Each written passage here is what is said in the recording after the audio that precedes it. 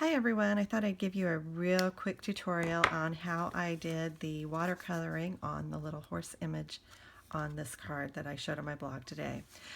The image and the greeting are both from the Carousel birthday stamp set. These are available as of January 4th, so make sure you go visit my online store to get yours. For the horse, I began by stamping the image on very vanilla cardstock, and I used early espresso ink for that.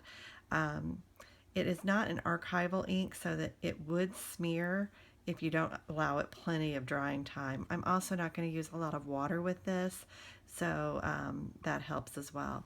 And I cut it out with the Stitched Shapes framelits dies, and that just adds a nice little border around that too.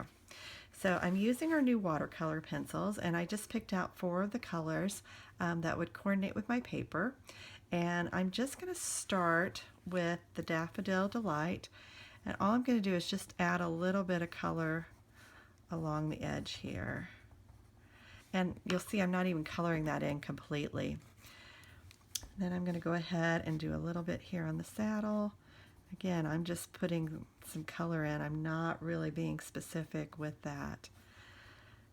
That one was Calypso Coral. Now I'm going to use a little bit of Bermuda Bay.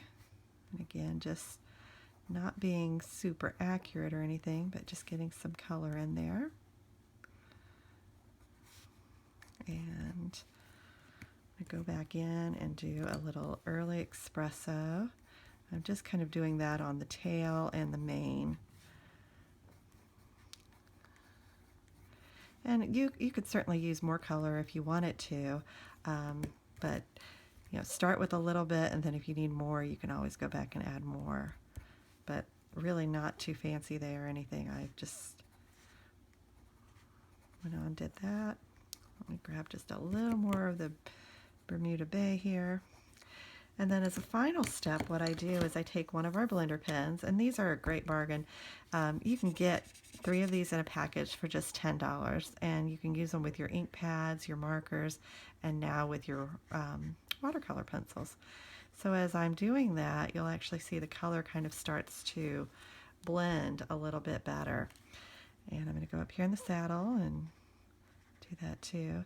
Again, if I was using water, it would probably smear that brown quite a bit more, the early espresso that I initially stamped in.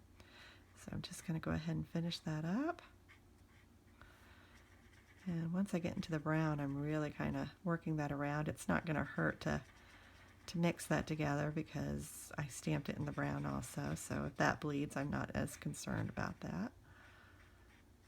And if you don't want your colors mixed too much, just take the blender pen, run it on the paper until it runs clear, and you'll get that.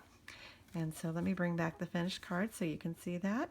I used the Cupcakes and Carousels paper with that also, and some of the Cupcakes and Carousels embellishment kit, which had the sequins in it.